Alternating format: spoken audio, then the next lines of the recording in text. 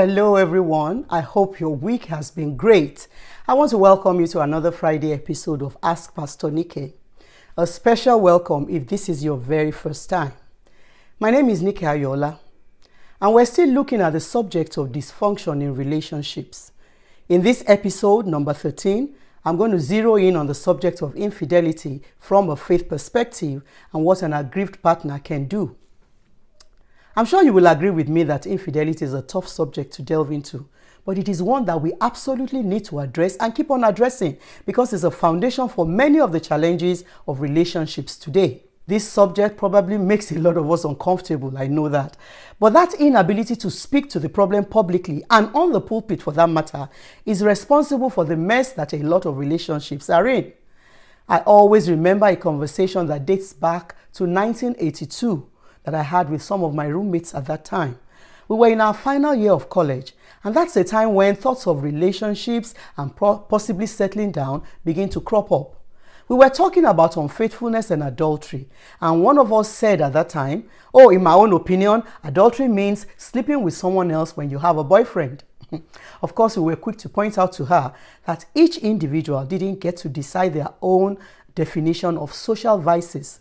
But this seemingly innocuous issue has become the crux of the matter today. This unhealthy situation where everyone demands that their personal opinions and definitions of right and wrong is the standard for them, and to hell with any other person's opinion.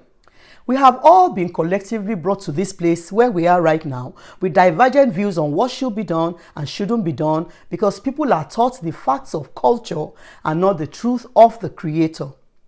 What God says and what the scriptural position is not even a consideration for a lot of people anymore. And unfortunately, a lot of older people who should be spiritual guides are either compromised or have absolutely no clue about the true mind of God on many important issues. I guess it won't hurt to remind us once again that all of God's rules and regulations and instructions are always without exception for our benefits.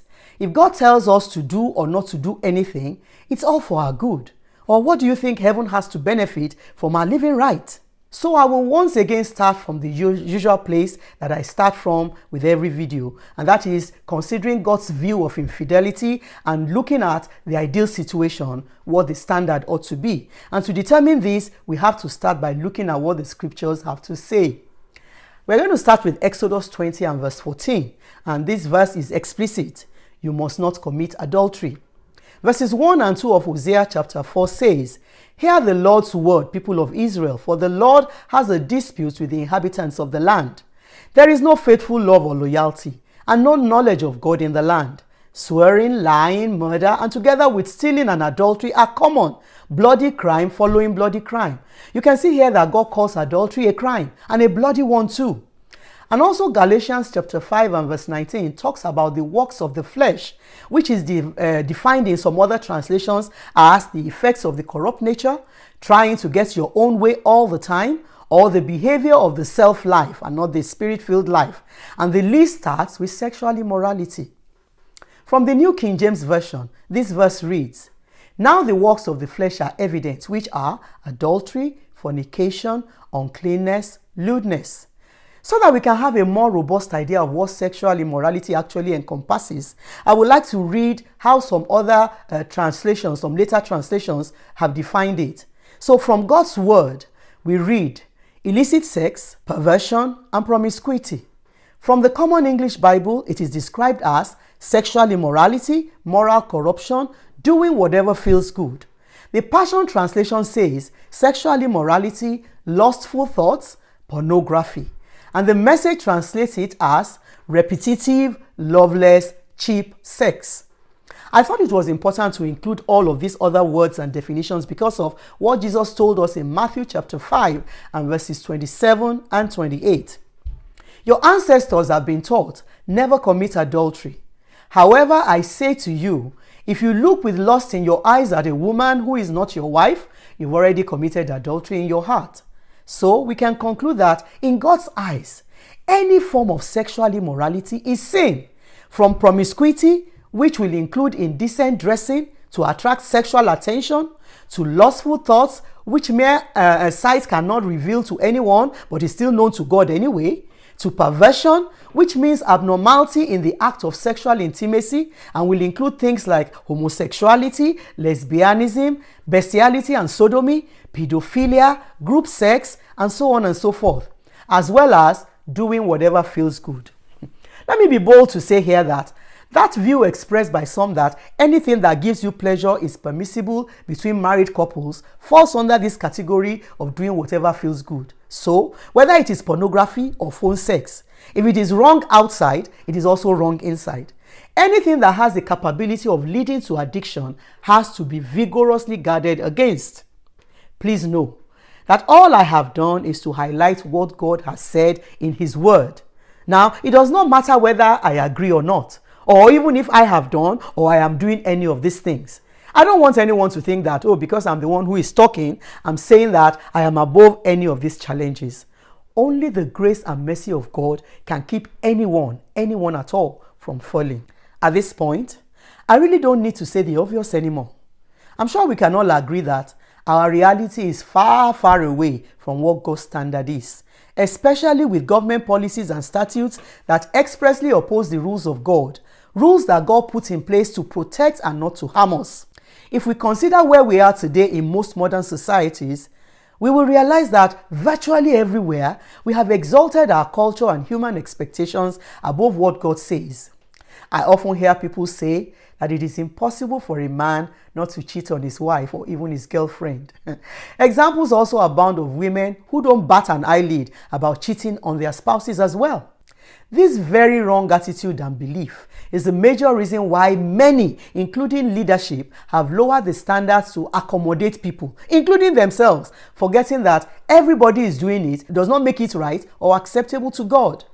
When people have bought into that mindset that adultery cannot be avoided in any marriage, guards are lowered and it simply becomes a self-fulfilling prophecy.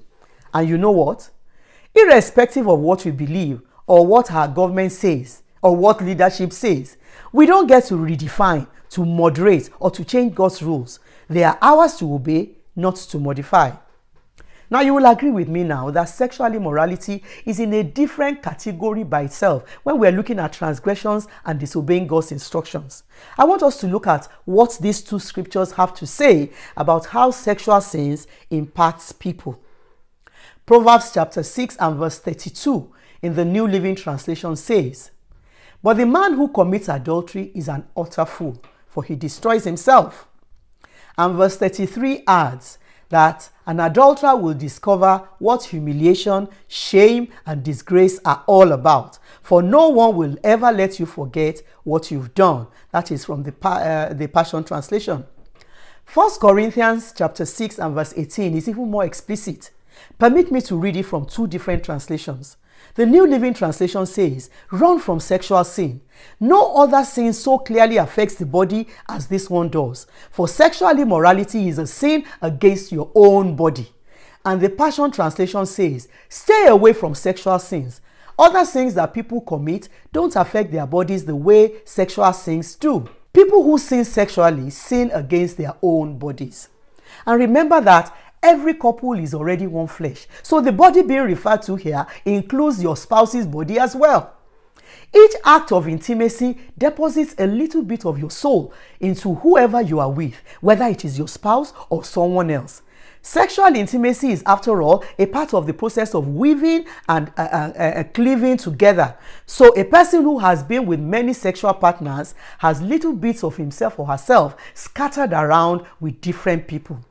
Pieces of the soul that cannot be recovered by any means. And I assure you, this can only result in broken lives and dysfunctional relationships. Well, some of us may not realize this for a fact, that if we are only looking on the surface, not with the way sexual immorality is made to appear so glamorous everywhere you look, as if those indulging are having the best times of their lives, and those who are wise to abstain are missing something very important. But it doesn't get any clearer than these scriptures have already put it. Sexual immorality is not just a bad idea. It is dangerous. It will not only ruin the marriage, but damage the person as well. And many times the aggrieved spouse is so hurt by the betrayal that they themselves may forget that the person who is doing the wrong is worse off. even if they don't realize it at the time because it is not apparent yet. Because this sin is accompanied by instant gratification and pleasure, many don't recognize its power to destroy everything that has been carefully built up. Joy, hope, peace, harmony, and especially trust. They are all compromised with the potential of becoming destroyed. Let me state here some of the lies and alternate facts and wrong mindsets that are rife in every society about sexual immorality. The first and maybe the most common is this: all men cheat. This lie is probably propagated by the men who cheat themselves with the help of the devil, of course, so that they can feel better about their sin. When you buy into this falsehood that it is impossible not to cheat on your spouse, you will hate to see anyone prove you wrong by not doing it or by not indulging. Now, with the help of the Holy Spirit, I want to assure you that there are many men who take their vows very seriously and will do anything to keep their promise. So, all men do not and will not cheat. The second is, women don't cheat. Now, if we backtrack to the time of Jesus' earthly ministry, we must recall the woman who was caught or who was accused of adultery. Now, I want us to look beyond the ridiculous accusation of being caught in the act all alone by herself and just focus on the fact that she is female. Women not only indulge in sexual sins, but are arguably the great instigators of immorality in our societies. Or how do you explain sparsely clad and outrightly naked women that feature in adverts that have nothing to do with the human body, for example? Women's clothes are shrinking every day, and body parts that should be kept private are now on full display. Let no woman be deceived into thinking that, her body belongs only to her to do whatever she pleases with. We are, after all, our brothers and sisters' keepers, and each one of us will individually give an account of our actions and our words. If we say the society caused it, or my friends made me do it, and these excuses are not tenable in a human court of law, how can we imagine that it will fly with God, whose ways are higher? Number 3. Everybody is doing it. Now, this is not only a lie, but even the number of people who are faithful to their spouses are not in the minority either. It's just like the fact that less than 5% of snakes are actually poisonous, but our minds have been conditioned to fear all snakes as being dangerous nevertheless. Everybody is not doing it. It is true that the number of people doing wrong in every society continues to increase, but no matter how bleak the outlook is, there will always be more of God's grace to overwhelm evil at any point in time. Darkness does not win, on the long run or on the short run. Light shines in the darkness, and darkness cannot overpower it, according to John chapter 1 and verse 5. In any case, everybody is doing it does not flip wrong to right, and truth be told, not everyone is doing it. Another lie is that men are polygamous beings and cannot help themselves. Every man is made in the image of God, and so is in the class of the divine. To assume that humans are or will behave like animals is an insult to both God and humanity. In the beginning, God made humans male and female. One man, one woman, that is male, female. One man, one woman, that is singular for both of them. Any other combination is an aberration. Polygamy is a choice, and we will all be held accountable for our choices. And please, don't try to bring up examples of people in the Bible who were polygamous. I've often explained that there is a difference between an example and the standard. Please look closely at Bible characters again and see that there is no priest or prophet in the Bible who was polygamous. And in the New Testament, monogamy is a requirement for leadership. The final lie that I will address, because of time, is that the spouse of the errant person is to blame for the infidelity. That there is something that a spouse is doing or not doing that is responsible for the husband or wife, going outside or cheating on them. Now, examples like, you didn't give me peace, you didn't give me love, you didn't give me sex, you did not give me money, you did not give me attention, you did not give me submission, you didn't give me children, you've given me children of the same sex, blah, blah, blah. Excuses like that. And that's the reason why I did it. What is even more ridiculous is the fact that this lie is promoted by people who are tangentially connected to the marriage. Whether they are mothers and fathers, mothers-in-law, fathers-in-law, advisors, friends, relatives, mentors, and sometimes spiritual leaders. All of them pointing accusing fingers at the already hurt and aggrieved spouse. Now, not taking responsibility for our actions has been with us as humans from the beginning, since when Adam and Eve fell in the garden. Adam blamed God and he blamed Eve. He said, "The woman you gave me." And then Eve blamed the serpent. And since then, we've all been blaming others for our ineptitude. Permit me to wrap up this video here because our time has been far and hopefully well spent.